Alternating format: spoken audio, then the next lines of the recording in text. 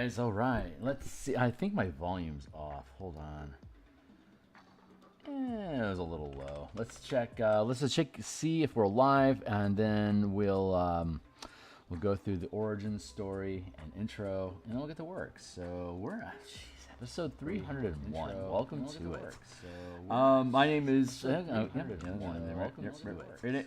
I'll drop that down there. And okay, great. Hey, my name is Theurgy. What's up? I create role-playing games. I illustrate them, and I publish online. So I've been creating an adventure for the Eberron campaign setting in Dungeons and Dragons 5th edition. I am not on my right screen.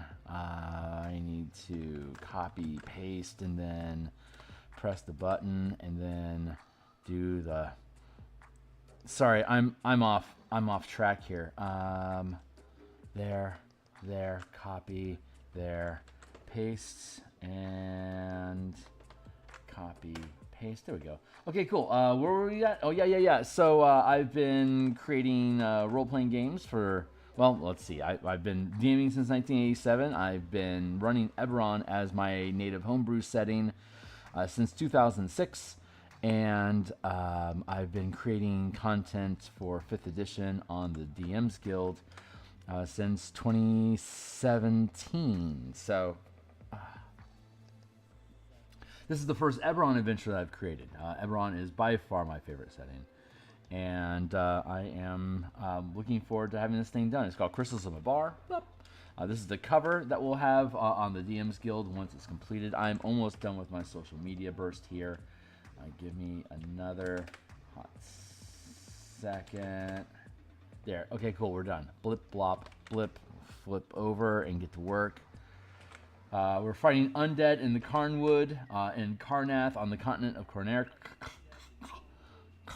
I'm on the X Twitter platform at Phil Kearney. You can catch me there if you're interested. Otherwise, since you're here, thanks a lot for being here. Like, subscribe, bell icon, notifications, subscribers, all that good stuff. We're at episode 301 here. Here's the entire playlist and a number of different books that I've already created that are also on the DMsGuild. That'll give you an idea of the kind of stuff that I build. Check them out if you think they're cool. Consider making a purchase to support similar shenanigans in the future.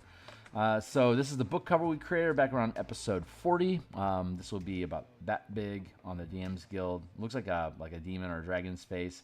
That's cool because there are demodans included in what's going on.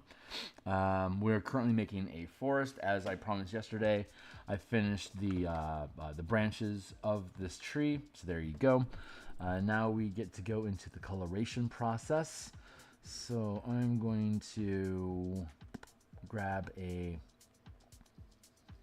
random tree here so we can lift off the lid and see underneath it, and then we can put the lid back on, and it looks like a tree. So when you walk underneath the canopy, you'll take off the lid like you would in any RPG where you're walking from building to building in town. You can pop the lid off, and the lid of anything else that you need nearby that your character would be able to see across to. So that's what we're designing right now. How do I have that ordered? Lid on top, of course. Lid on top. And then we'll go color. And so we're going to have a base, a shadow, and a highlight layer. So this is our base here. And we're just going to do this quick and dirty. No need to stretch it out. So go back down to the black and white layer. Go to the canopy layer. Click outside the box. Press delete.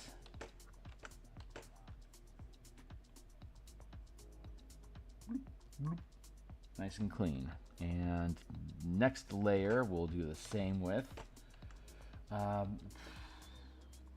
I want to do, I have to go to my reference document real quick.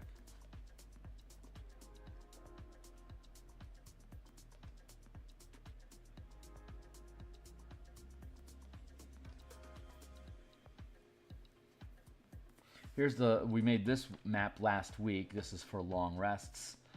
And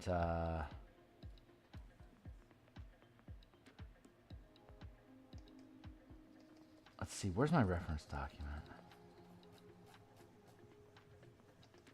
Ref.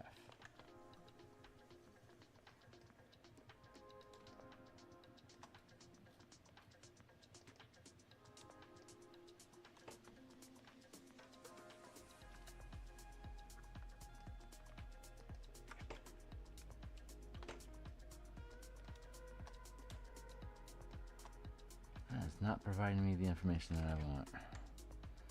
Where, oh where? Log, thicket, ground, task, reference.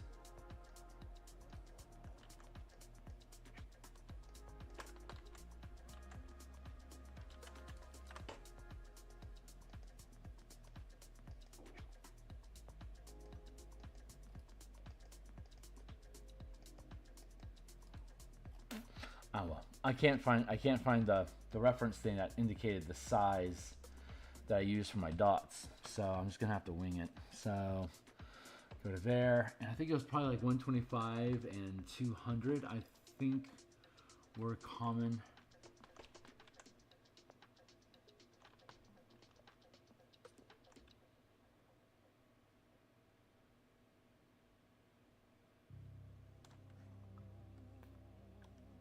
There we go.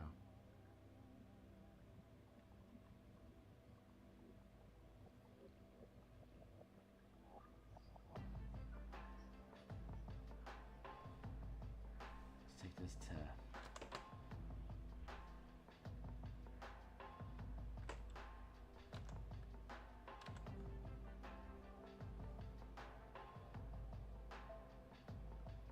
let's find a match on here real quick.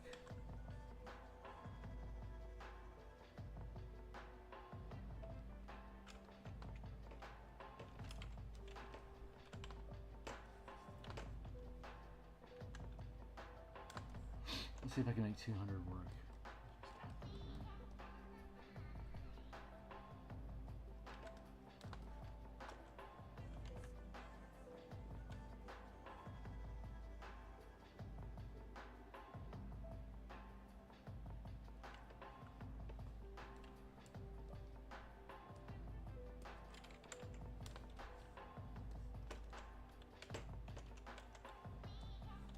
Maybe let's go with 125. Maybe that's the right size.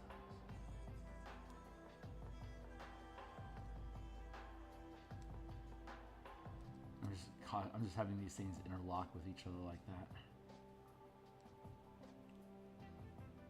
All right, let's grab this and bring it over here.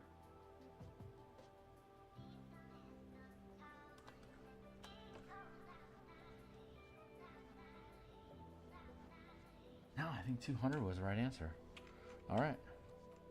Let's try 175 real quick.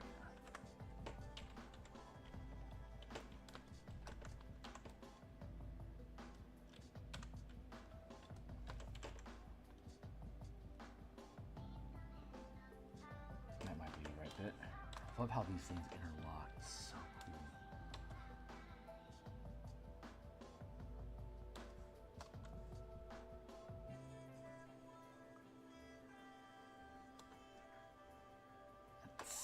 Nope, I think I was right the first time. I think the answer is 200. Nope. I just remembered, no, 175. All right, cool. So let's go with it. Drop that in there, and okay, let's get to work. Like that.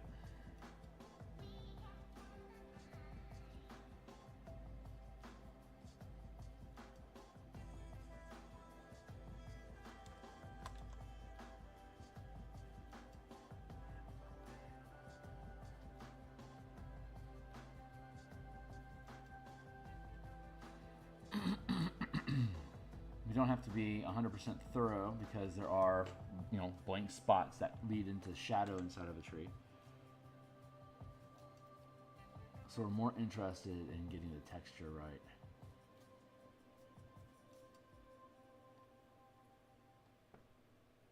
You know what?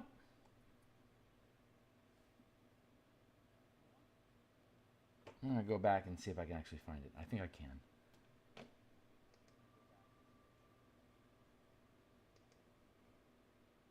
Jajabaru.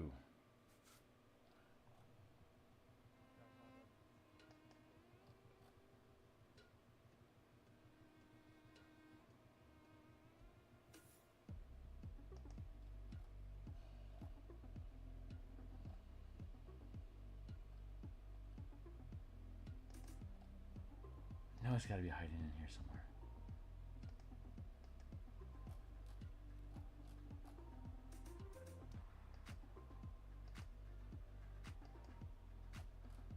On border, tree number 1, tree number 2, tree number 3.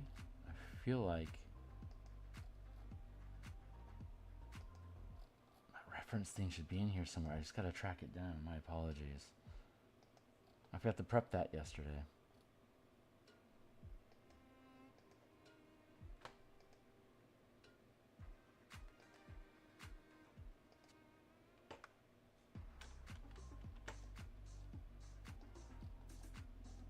Now I'm obsessed with finding it.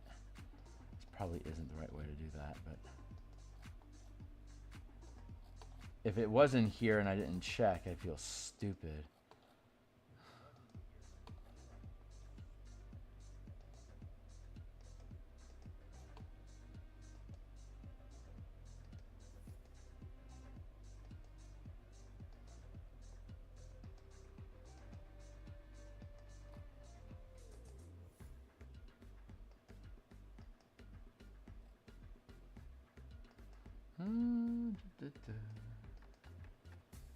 Checking in, looking for it.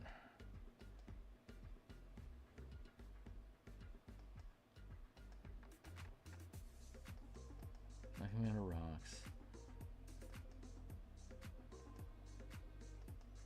Yeah, okay. I think I was thorough there.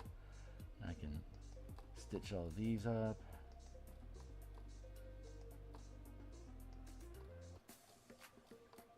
God, waste your time.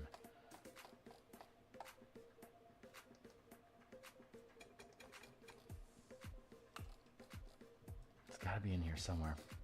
Let's go back up to our reference document.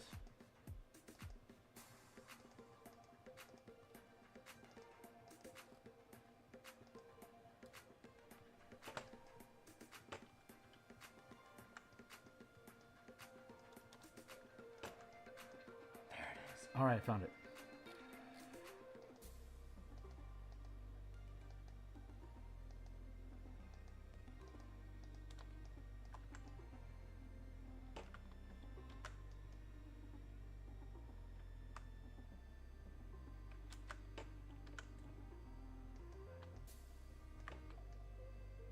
Good job, us. Do not save. Get the hell out of here. Thank you. Transform. There we go.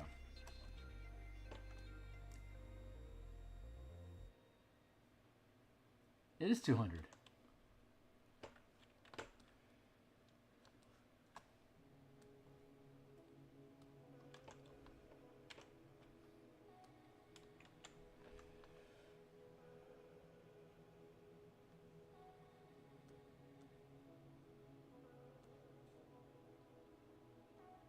That above the reference. Cool. Okay, great. Now we are on track. And okay, thank you. We're going to go with that at 50%. And then we'll be able to use a similar sized eraser. All right, we have our marching orders now. We'll do a perimeter sweep. I'm going to drop this down to 50% off the top.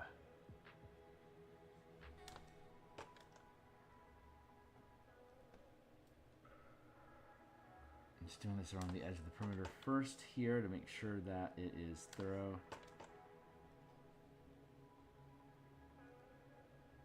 If there's going to be gaps, I'm okay with that because of just the nature of the brush that we're using. Like these little tips can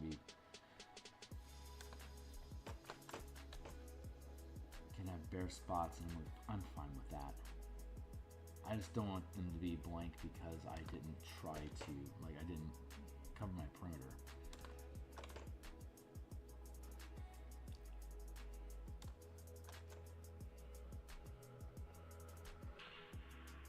There. Now I can start filling in pieces.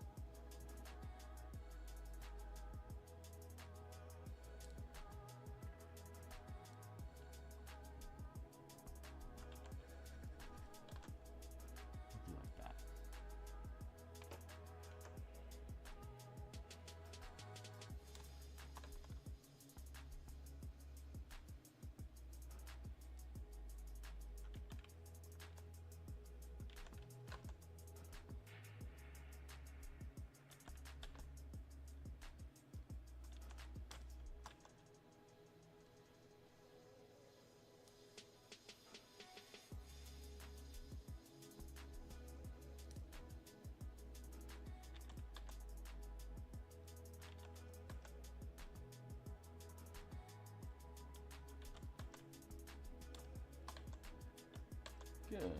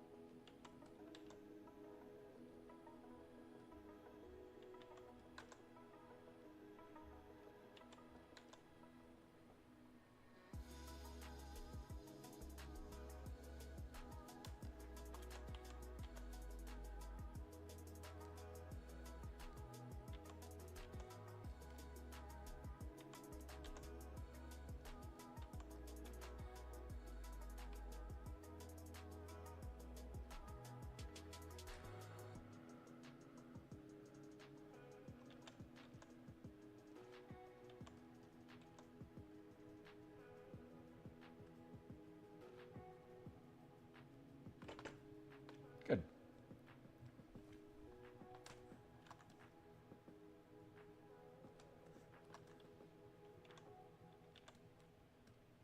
And now we take an eraser to it a little bit. Da, da, da, da, da. Oh wait, no. We don't do that.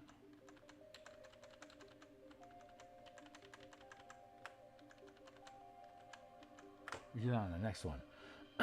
What we do right now is click select and then delete. Then we jump into here with this at 100%, but an eraser, and then the size of the, there we go. Okay, cool, we got that figured out. We're gonna start at the center and work our way out here. Is the apex of the canopy. And we'll just spin our way out. And this is gonna get deleted. This is gonna get erased at. To indicate curvature like this, they're going to have a little bit more shadow as we move further down the structure. Which isn't how sunlight actually works, and would be antithetical to the actual design of the tree, but this is a design decision.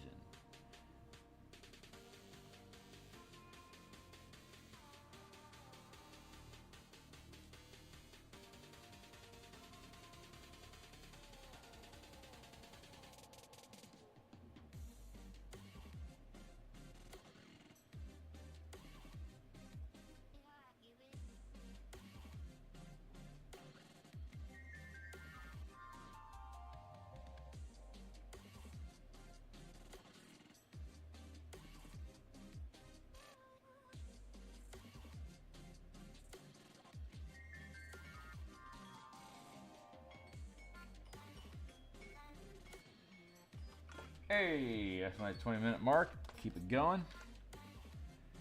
What was it, 7:20? Cool. Got another half hour.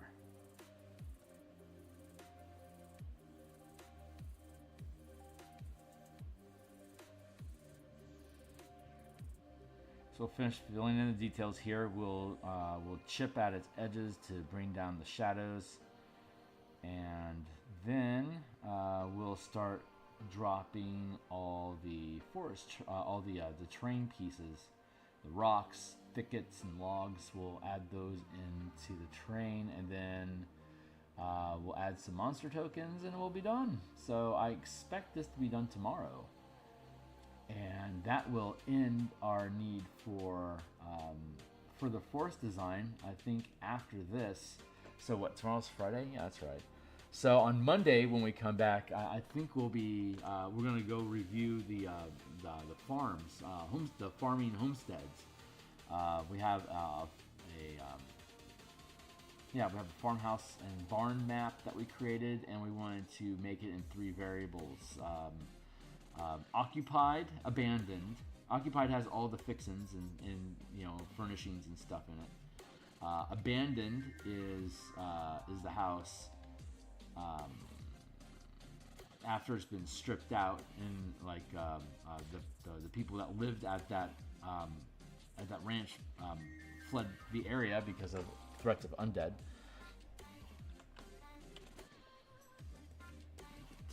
Tap around here at the edges a little bit.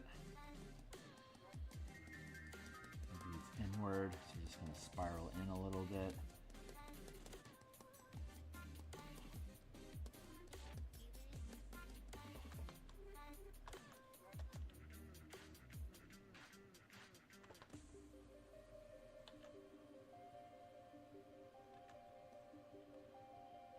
Feels pretty good.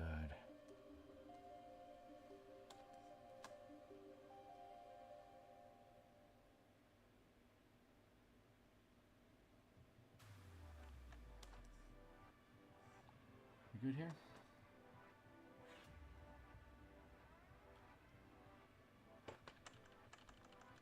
I'm gonna go back.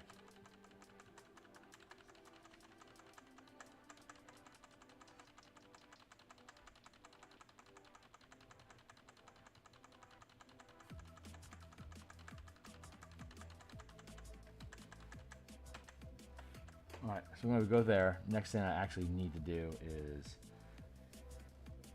canopy. And wait to get that all online. Okay, there we go.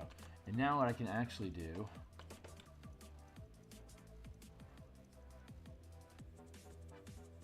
start looking for a little, like where these shadows are, dip into the shadows to create a little bit more consistent structure here.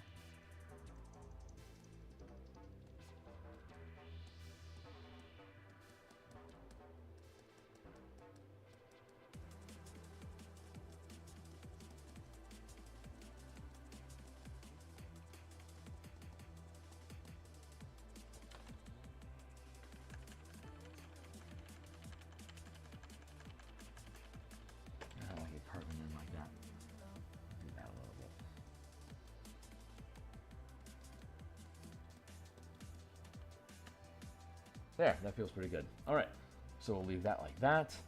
Tree is complete. Black and white, center tree, trees in general. Those are all good. Okay, cool. So now we have all of that. We can take our terrain token and drop that in there. So here's our ground, our background underneath. That looks good.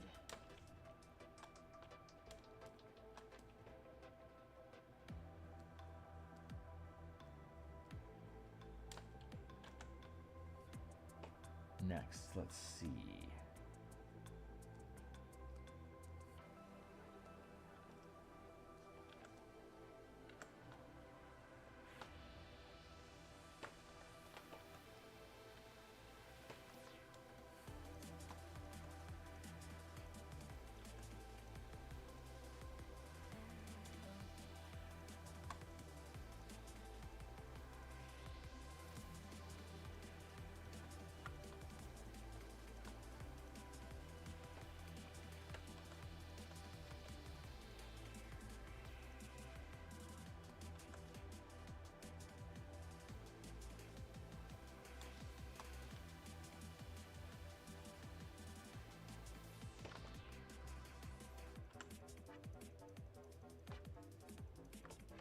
I'm not generally a fan of vertical lines like this.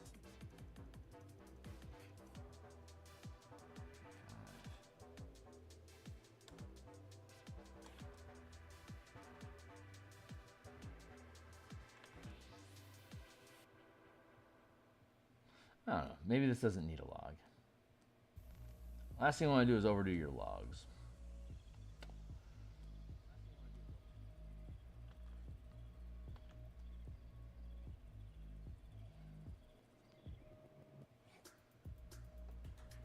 Huh. Terrain obstacles. Let's take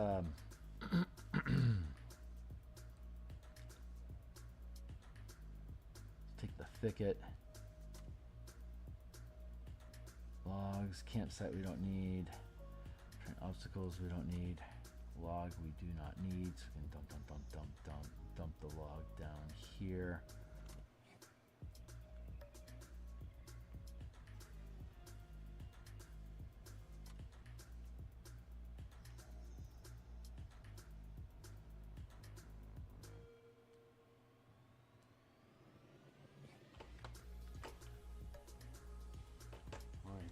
All right.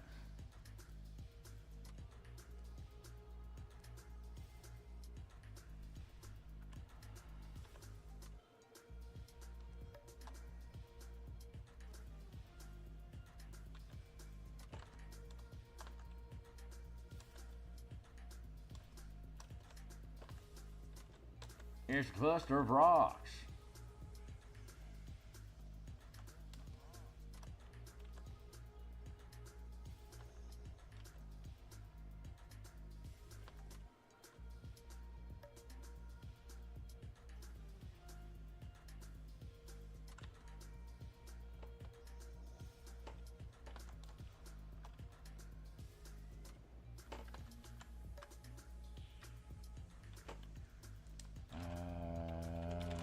Right.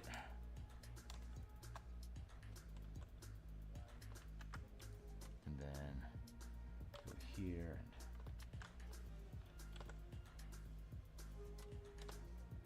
and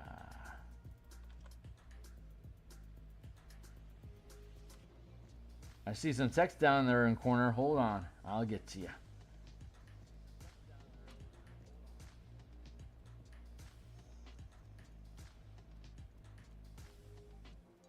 Here.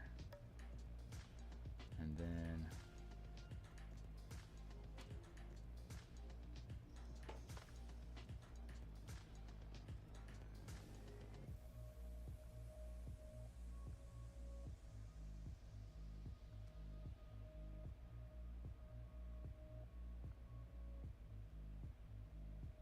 something is off.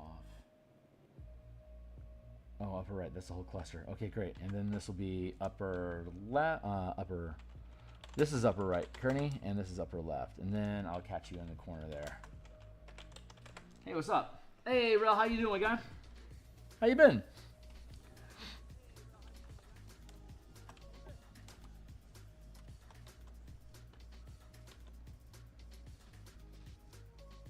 Drop some rock down here in the corner.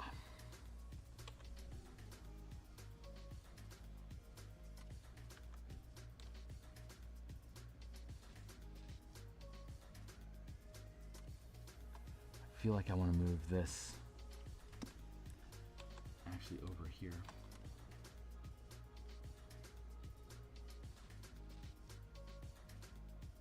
There. Some difficult terrain for the team to mess around with.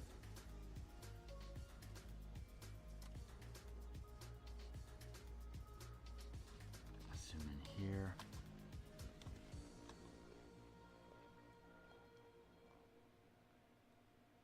There.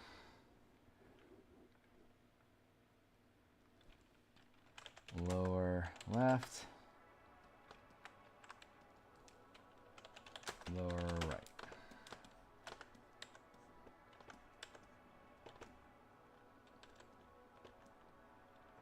I figured out reactions. We were messing around with the action economy on reactions and the nomenclature and structuring.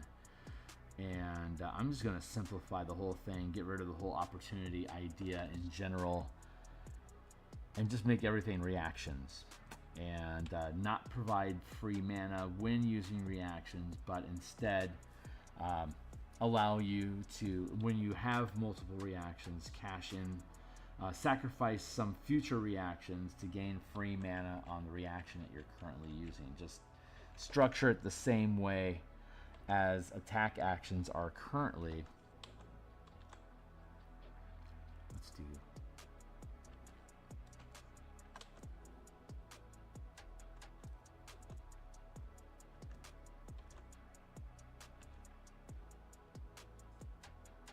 I bet that's gonna be okay.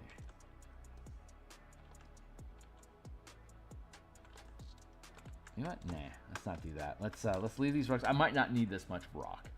That might ultimately be the conclusion that we come to from this process. But for now, let's put a little cluster there, and then we can add thicket in. Holy fuck, so much thicket.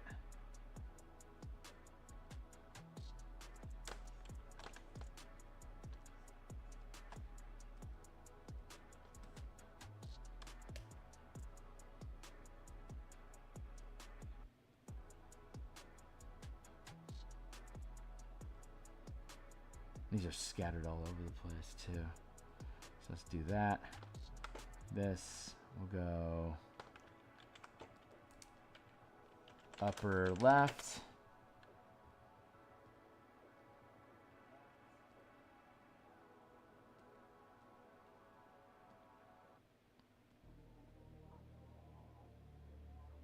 And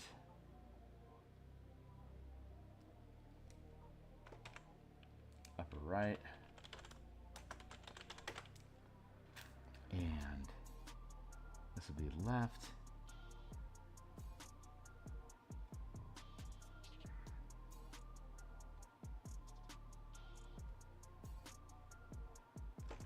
There. We'll grab that to there. 1, 2, 3. Perfect. Lower left.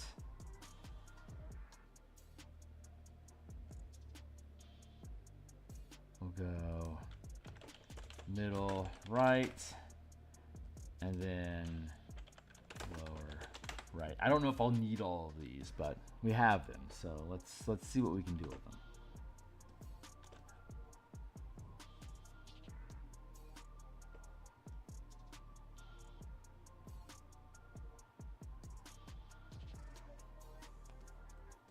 Let's just blank all of those out so we can get an honest read on this. Let's go with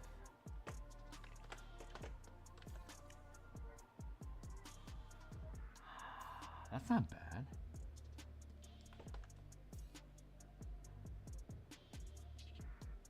Trees, a center tree, and there we go.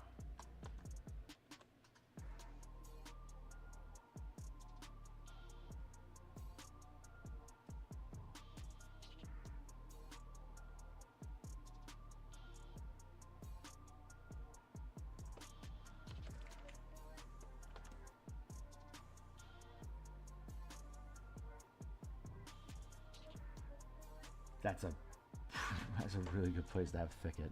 All right, that makes a lot of sense. We'll take the rocks here, and we'll drop them below horizon.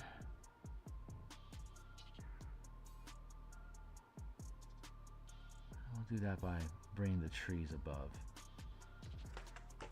Rock and tree. No, tree and center tree.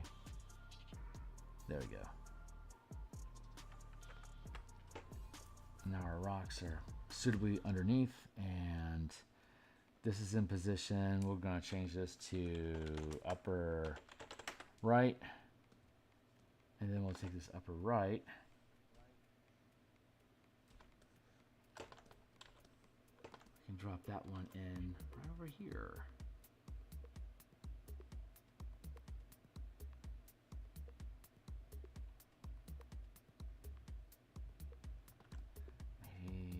Free transform and then flip vertical.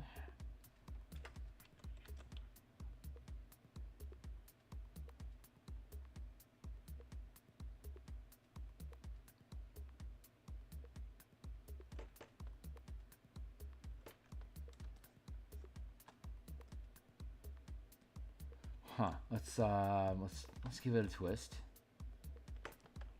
and see about fitting it down in here.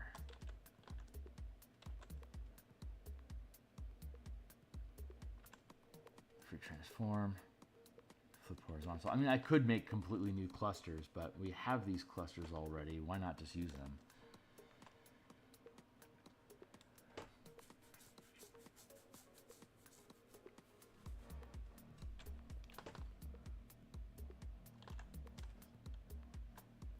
Yeah, that feels good. Let's do that.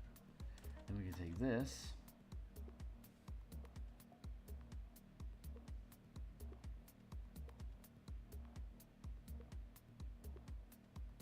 That's not a horrible idea.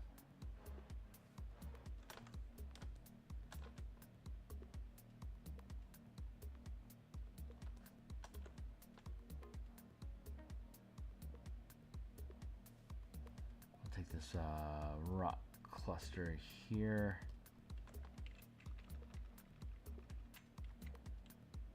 Just relocate that a little bit.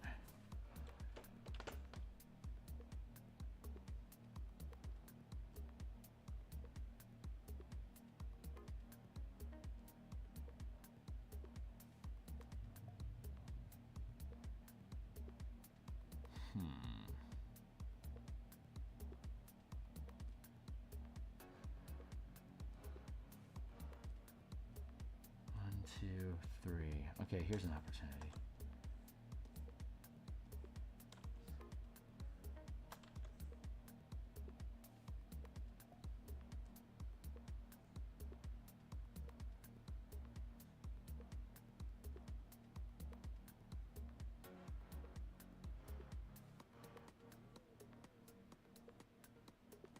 Bump, bump, bump, bump, bump. Bump, bump, bump, bump. There. Have those separate. You take this here. Let's turn off trees for a second. Click. Free transform. Then bump, bump, bump, bump. Like that.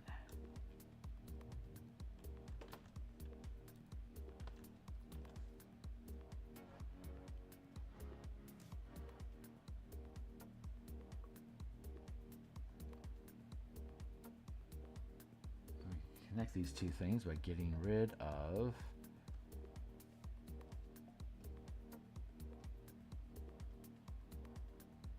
there.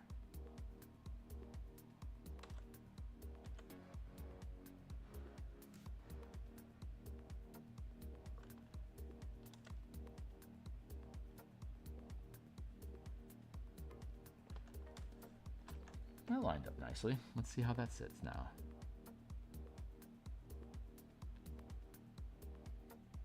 Oh, that's perfect. Look at that. Really, really nice. Cool.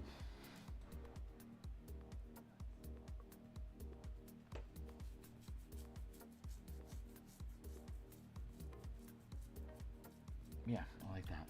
That feels right. Okay, cool. So we've got that. We've got that. Let's go in with this. Starting to feel a little duplicative at this point.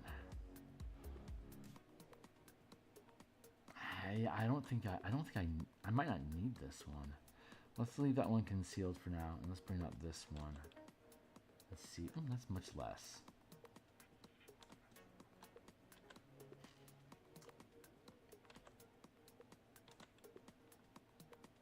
I'm gonna hit save because my computer's getting really choppy. Hey, what's up? So you said to ask again when we get the chance, so I'll ask again. How do you run high-level campaigns? I've got maybe 30 minutes. That might be a reasonable conversation point to have. Hold on real quick. It's going to require my brain to do some juicing, so give me a second to get to a place where I can think a little more freely. And then I'm willing to get into that.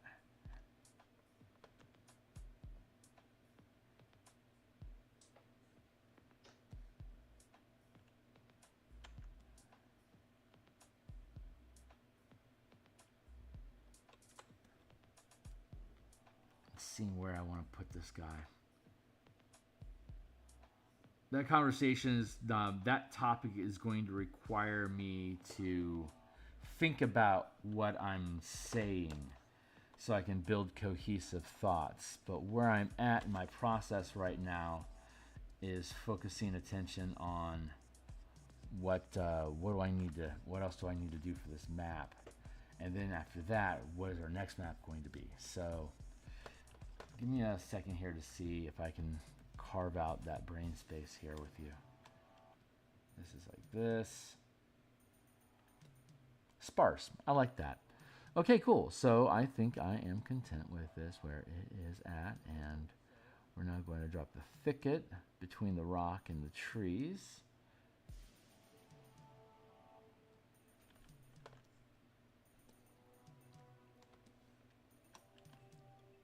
And I'm okay with some overlap. That's pretty natural.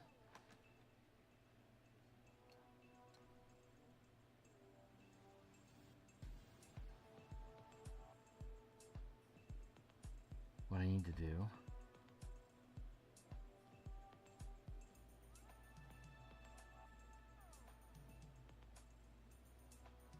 which one was it?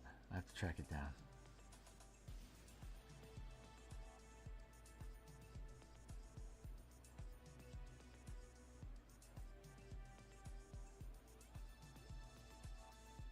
There it is.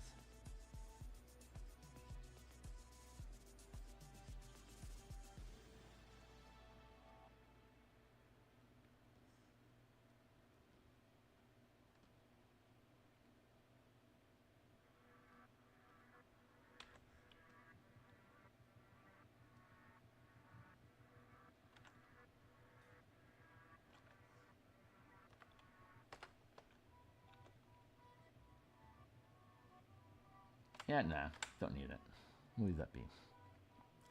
Interesting exercise. I'm trying to get to a place where I want to go get myself into an art space where I don't have to think about what I'm doing, so that I can address the question and provide you with with actual thoughts.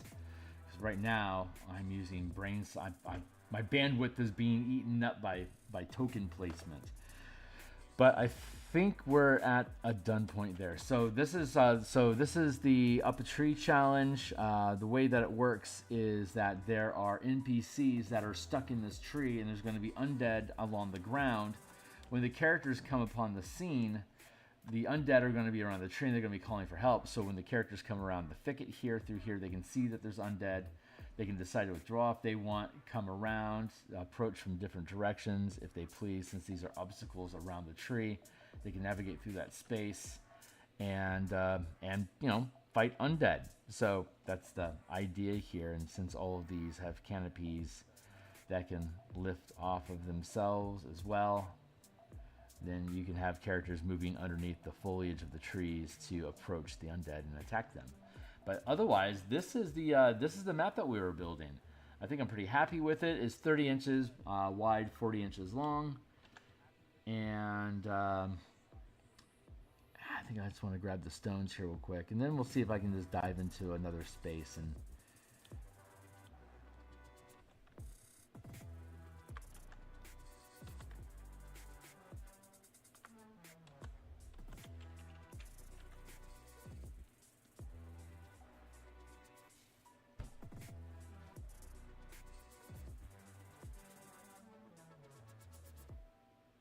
I need to add tokens to this, but they're not actually a part of the map. So I think this is good to go. Drop all of that stuff down into the trash, references into the trash. Background copy can go away. Ground is locked.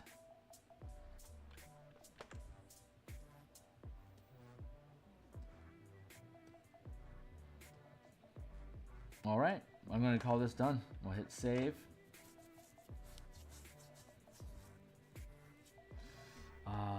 We'll clear this out of the way. I want to go into open, and then crystals in the bar, art, creatures and characters, Act 3 creatures and NPCs.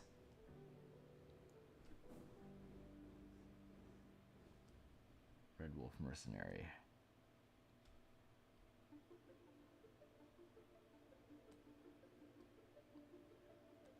I have to revise this weapon. This is on my task list. So since I need to fix this weapon, that's artwork I can do and not have to think. So I can address your question. So let's switch back to a round brush. We'll drop it down to the 1 pixel size. Get rid of this. 0%. Okay, cool. So running campaigns, right? So if we're running a campaign, let's see what we're asking specifically. How do you run high-level campaigns? Okay, great. So when we were here last time, 2 sessions ago, discussing running high-level campaigns, I was emphasizing the difference between one-shots and actual campaigns. And you're asking about how to run high-level campaigns. So in any campaign, you want to understand what is the scope of the adventure, right? Like, is this going to be like level 17 through 20, or be like level 1 through 20, like a full arc campaign that will eventually end up as high levels, but does not start there. That is the wrong brush, my sir. Let's drop back to 0. There we go. I might have to give up this glaive. Either way, yeah. Oh, I'm just defining the differences and then pausing to reflect on the task at hand. So this is going to be a little jilted. This will not be my official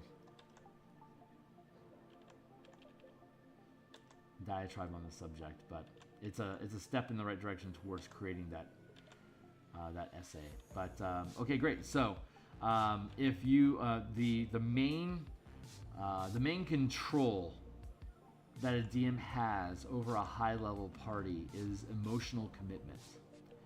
And like we discussed last time we were here, if you're running a one-shot, your characters have 0 emotional investment. The only thing that they're interested in is building an armchair character and then playtesting how its mechanics work. That is what a one-shot really kind of is. In 5th edition anyway, when you're building characters above first level, you're basically making a theory craft, and then you're testing out that theory to see if it works well. So there's no in that one shot there's no commitment, but there's also the agreement that they're being railroaded. Like if you're gonna run a one shot, you don't want to go run off in a random direction and do something that's completely unrelated to the content that the DM has prepared. It's a one shot. The DM has prepared a specific adventure and story for you, and it is your job as the participants to jive with it and stay on the program. In a campaign, in a long form campaign, where characters have more autonomy, and when they have access to things like plane shift, etherealness, astral projection, gate, have access to all these things. You need to make sure that they have a reason to stay in the place, not necessarily even the place, but to stay on course with what their tasks are. Having characters tell you what they plan on doing next session helps the DM plan for the variables. Just like in a hex crawl, we're gonna head east next session. Don't go north all of a sudden. That's a dick move. Pardon the pun. Move. You know, I just want to get rid of that blade altogether. This is kind of like how this is going to be. And the only way you can get an emotional commitment from players is through history. You have to build a story that is built around their decisions, and the decisions that they make must have consequences. If they do something stupid and it creates something bad, and they have the chance to fix that bad, there's a higher likelihood that they're going to stay put and fix that thing. If that's the kind of if those are the kind of players you have. Okay, so the DM, this is the advice that I'm providing for you is assuming a team that is interested in doing good. If they're murder hobos and they don't give a shit about what kind of trouble that they cause, then they don't have emotional commitment to anything. Emotional commitment is, I'm willing to risk myself to make sure this is the way that I want it to be. Whatever that B is, whatever that want is, I want condition A to exist. I'm willing to perform task B, or I'm willing to accept these circumstances to allow that thing to thrive and exist and continue to be present. Once you have that level of a commitment to people, like for example, in the last 1 to 20 campaign I ran, the team's main antagonist was a CR9 Night Hag. And the Hag had been basically harassing them since 4th level through 18th. They finally killed her at 18th level. But through that entire span, she started off more powerful than them and ended up less powerful than them for the majority of their interaction with her. But she was cagey and maneuverable and highly mobile and could escape and immortal and time savvy. So when the team would try to get a drop, because it was a time loop campaign, very very specific example here, but because the Night Hag was never trying to kill the characters, instead try to manipulate them to learn information about the time loop, knowing that they couldn't die either, then her goals were mostly to harass and trouble the team, and the team hated her because she was more powerful when they were weak, and that she basically just toyed with them and manipulated them, lied to them, tricked them into revealing information that they didn't want to give away, but she tricked it out of them. So that made them really hate her, and to clean up their mistakes, they want to kill her. So that I was able to, because they had a serious passion for wanting to kill this Night Hag, I was able to control the space that they were in, because they were naturally led. They naturally wanted to go to where the Night Hag was at. So once they could, even at super high levels, when they could get information, when they could find out where the Hag was at, that would basically railroad them to where she was currently at, and that would be where the adventure was. So that's one example of emotional commitment. Another one might be like if you have if you're using Dominion style of play, where your team controls a keep or a town or a guild, then the emotional attachment from the team starts to slide in with the guild that they have command of. That is one of the things that I'm starting to see with my home team in my current campaign, where the players run a guild, and they want to see the guild do well. All of their adventure hinges off of the health and prosperity of that guild, so everything's framed around is it's improving or deterring from our guild's progress. And that locks them in to all sorts of adventures, even though they're only like effectively 3rd, 4th level right now. They're emotionally committed to making that guild better. So anything that I do that potentially harasses the guild, they are interested in getting rid of that thing, destroy it with fire, protect our guild. So that builds, because they have the emotional commitment to the successes and the things that they're doing with it. They like the idea of what that guild can do for them, so they want to help make that guild grow.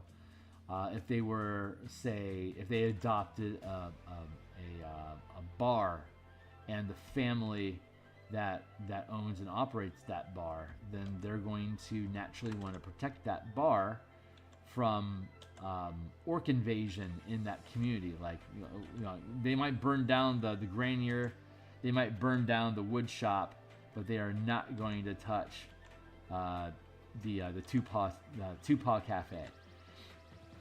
2 paws, a bear and a wolf.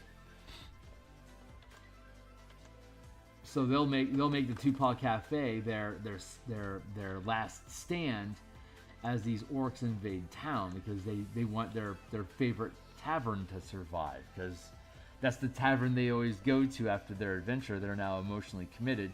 They've gotten adventures from the patrons at this tavern. If this tavern is destroyed, they're going to lose that source of adventure hooks. So it's reasonable that they will want that place to prosper. And I keep building this curved glaive edge here, and it's just not working properly. So I think I need to cut back on my detail work and just do a little bit of design for a moment.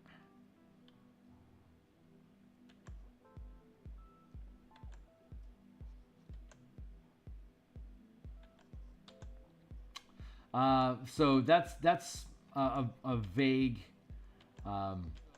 few tips about controlling the space that they're in, make them emotionally committed to being somewhere, or get them into a place where they hate a villain, so they will try to track that villain down. And so that kind of leads into the next point, which is everything is disposable. When your characters are above 7th level, maybe 9th, basically everything that, I mean, by design, everything in the game is disposable, in that they're there to be destroyed or defeated by, or to help the players, right? So if they aren't helping the player, they're hindering the player. If they're hindering the player want to kill them, so they are no longer hindered by them. That is the life cycle of the player character. Find a problem, destroy the problem. Because when you have a hammer, everything's a nail, right? So D&D is primarily combat, so they're going to want to combat the hell out of everything that they find that's trouble for them. So creating that trouble, creating that relationship where they want to fight the things that you're going to put in front of them, helps make sure that they stay in place. The idea that everything is disposable is that most creatures are, of the 95% of, we'll go with percentile dice. 95% of the creatures that the characters encounter are there specifically for you to kill them. They're just there to be mulched, kind of like Path of Exile or Diablo. You're there mulching hordes of creatures. That's the whole point. So you don't care if they kill a dozen goblins in a random encounter, but you do care if they kill, like, the Night Hag, for instance. If they kill the Night Hag, are they going to be demotivated to continue adventuring because in their mind they have had the emotional fulfillment of defeating a big bad that you hate? So you have to make all of them disposable, as in, like, the next time, like, we will kill this creature, and once they're dead, they'll never be a threat to you again. Unless you do like a bring back encounter where you take a previously defeated enemy, elevate them to a higher status by them reincarnating or resurrecting or whatever, and then they come back at you. Otherwise, all the big bads will be unique until you kill them. So you need to have like this cascading procession of bigger, badder, big bads that you are able to introduce and layer into each other, so that as the team defeats one foe, they're already eyeing this next foe that's pissing them off. And a well-built campaign will have multiple threats and targets that the team is interested in resolving, but they can only do one thing at a time. This is called braiding your, I call it braiding plots, where as they dig into one objective, new objectives present themselves, but they can only deal with one thing at a time. So you have multiple. So we have multiple lines that are running, like braids, right? Like if you're going to braid somebody's hair, you separate their hair into separate clumps, and then you start braiding those clumps across each other.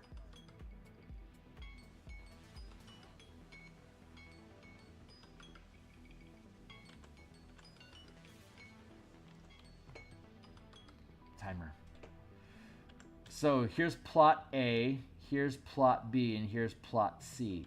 And as the campaign proceeds, all three of these plots have different milestones that they're attempting to accomplish, that the villain is attempting to accomplish.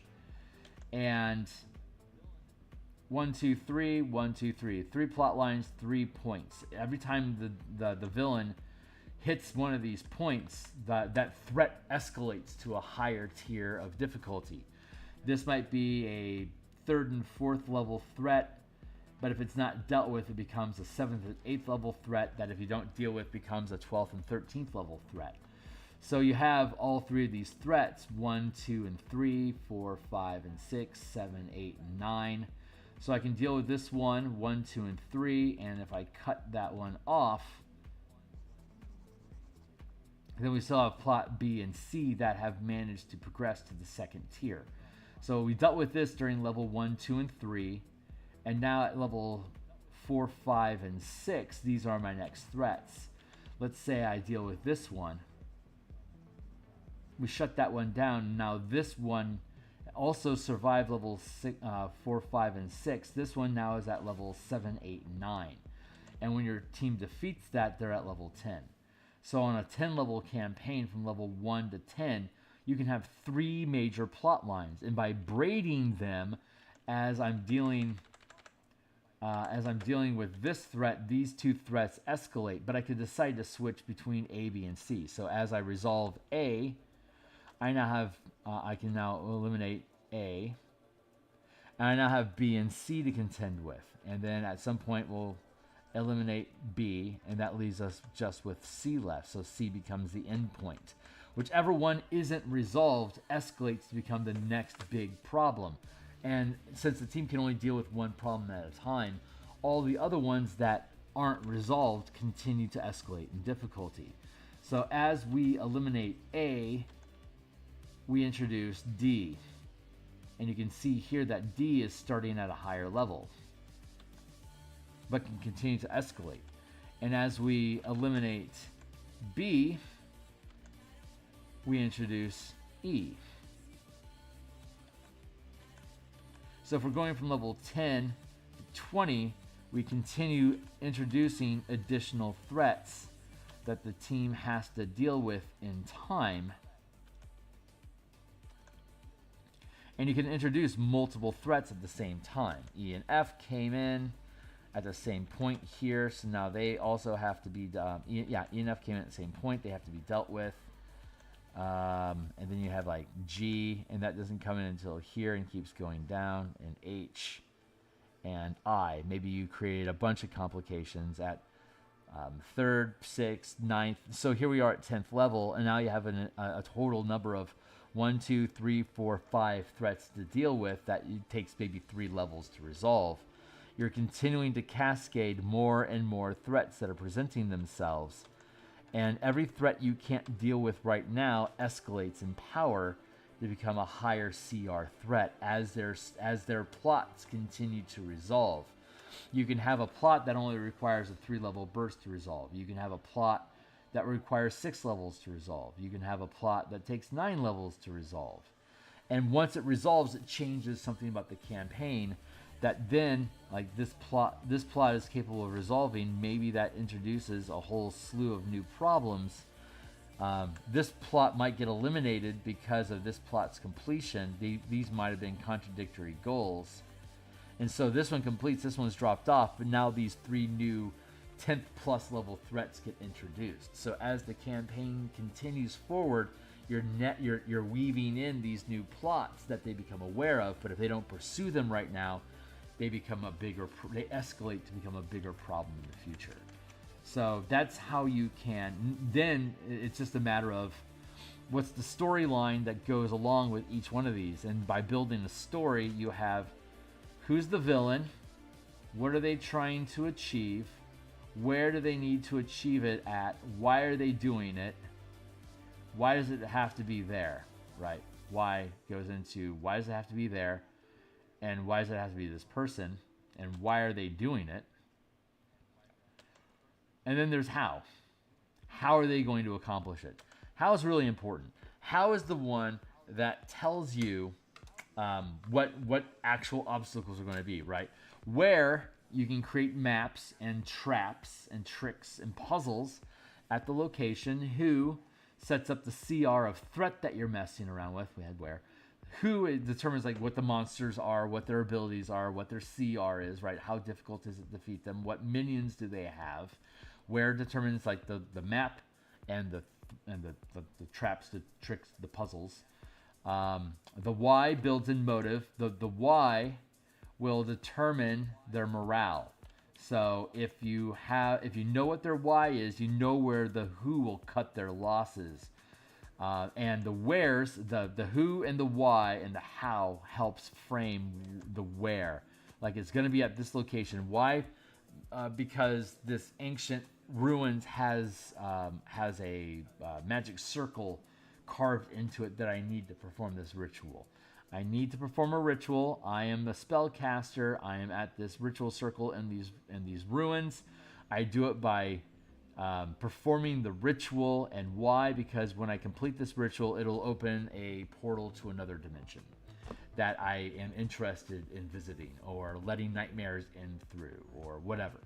So so your plot then becomes to defeat the villain that's attempting to open the portal to the location that's going to cause trouble. So we have to go there and we have to fight its minions while it's performing the ritual. So if that ritual takes 30 days, you can mess around with other plot lines that will lead you physically closer to that location so you can fight that dude. But at a really high level, once you become aware of the dude, you can go to that guy with your teleportation magics. So you collapse the time frame of all the travel time that a low-level character would have gained levels through to immediately getting there. That's why you want to have multiple threats stack up over time, because if you have more threats than the team can deal with, the entire campaign is, which threat do you want to deal with right now? I'll make sure there's enough content for you to mess around with that. And once you build that out, all you have to do is react to what the team does until they're able to defeat the villain. And you want them to defeat the villain because defeating this villain opens up the next villain, which has bigger, badder plots. Like this villain that you defeated knew about that villain. That introduces a new plot line. With a new villain, with a new threat at a new location, with a new reason for doing it, that this lesser minion, this lesser boss that you just defeated, brings you awareness of, oh, you may have defeated me in my ritual, but I'm performing this ritual for my dark god Zeroth. And Zeroth has splinter cells all throughout the world, and they themselves are attempting to perform similar rituals so that Zaroth can be summoned. You'll never catch us all. He will come through. You will be defeated in time. Ah ha ha ha. And then you kill him. And then you realize, well, shit, if the Zeroth thing is really as big a threat as he says it is, and there are these different splinter cells, we got to track these dudes down and eliminate them. So every one of these Zeroth cults are attempting to complete the ritual, and your team is going to each location, knocking them down, eliminating them. The ones that you can't get to right now, the next one, and all the other ones that you haven't gotten to yet are that much more powerful. And then you drop the next one, and the ones that remain are even more powerful. So you can go from level 1 to 20, knocking down Zeroth cults the entire time, and by the time you get to the 20th level, ah, shit, you failed.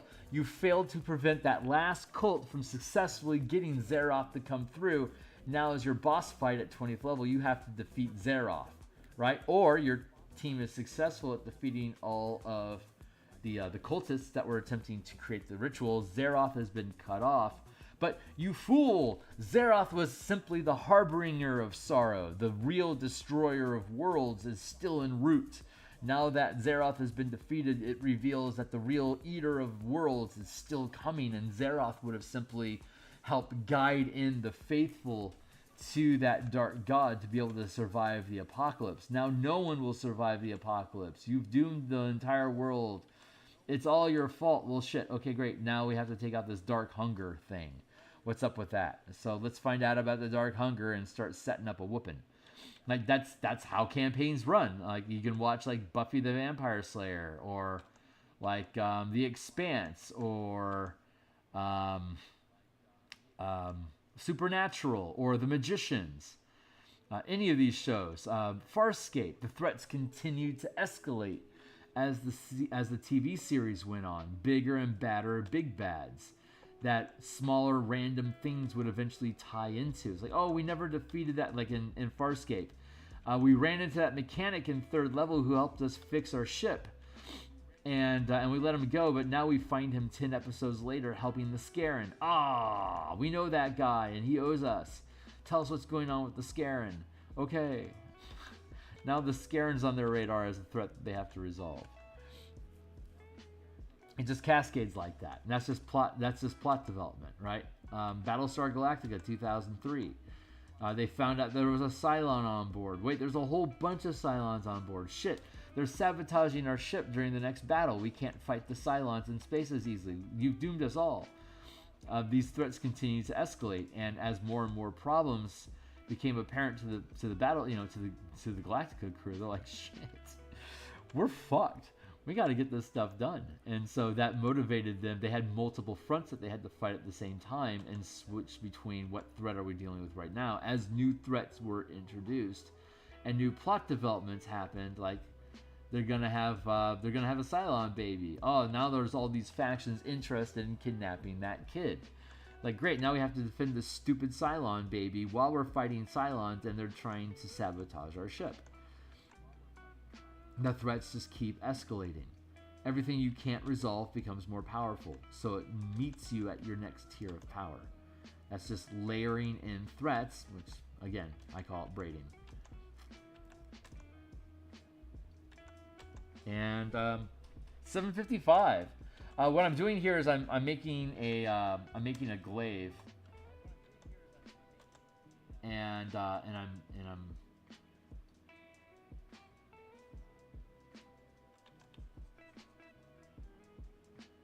and these glaives have lariats attached to them that you can hook and then lasso, basically restrain any medium-sized creatures with it.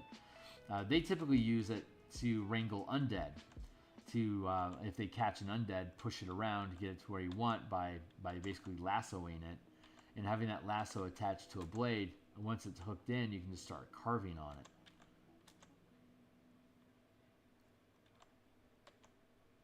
So it's a reach weapon that can grapple.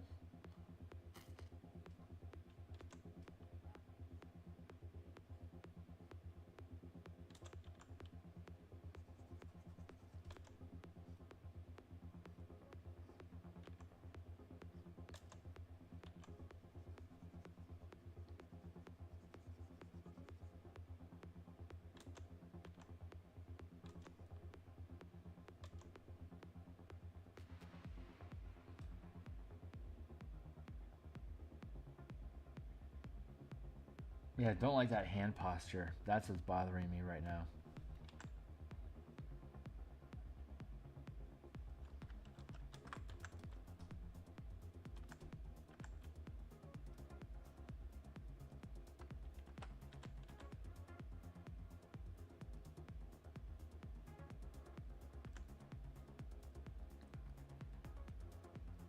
That's the general construct. Once you get those points down, running a campaign really isn't all that difficult.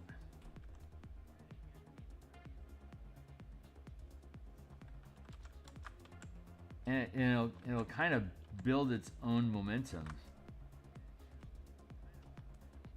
And once you establish what's going on inside of a plot, it doesn't really require that much maintenance for you until they update it. It's just, you just occasionally think about, how is this threat going to escalate since the team isn't addressing it yet? I'm gonna have to shift that around.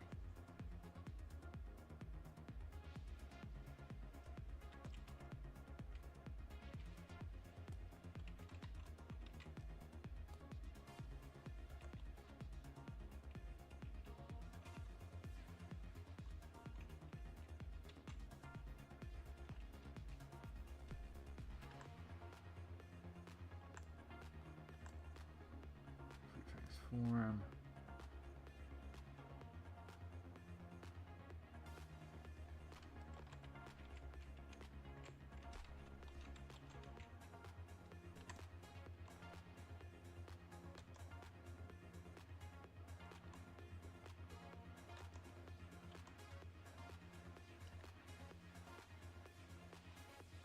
There, I just need to change his grip a little bit so I can change the angle of the weapon. We'll figure this out.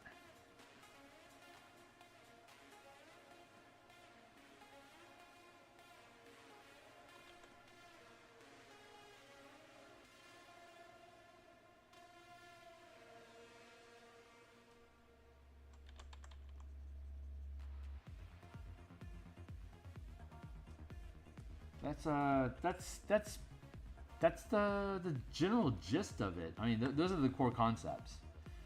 And then from there, it's all, you know, specifics and exceptions and blah blah blah. But I'm going to I got to cut stream here at 7:59, so I'm going to bounce out of here for now. It's Thursday, so I'm going to be on Wally DM, or is it How to RPGs channel tonight. We're going to be playing. I think it's AJ Pickett's. Is it AJ Pickett or is it Mr. Welch's? I'm not sure who wrote Atomic Punk. I think it's Mr. Welch. It's a light superhero game. Me and a slew of other players are going to fuck around and find out what that's like. So we'll be doing that at 5 o'clock here in Seattle. It's 8 o'clock here in Seattle now, so 9 hours from now. Yeah, 9 hours from now, I'll be online at Fred Willard's channel. I'll post a link on my Discord when it's up and tweet it. And then after that, we'll be back here on my own live stream after I finish playing. And we'll probably do some more Warforged machines, I think, today. I think that feels right. So we'll do mecha, basically 5e mecha combat stuff tonight. So you can tune back in 12 hours to catch that. And thanks a lot. Rel, thanks for asking. If you want more details and stuff, you can ask more questions if you want, as you need. But that braiding is essentially the core of how you build a campaign and get people emotionally involved in it. But it was a very high-level overview of the situation. You can always dive into topics deeper. So I will see you guys when I get to, and thanks a lot for checking this stuff out. Appreciate you.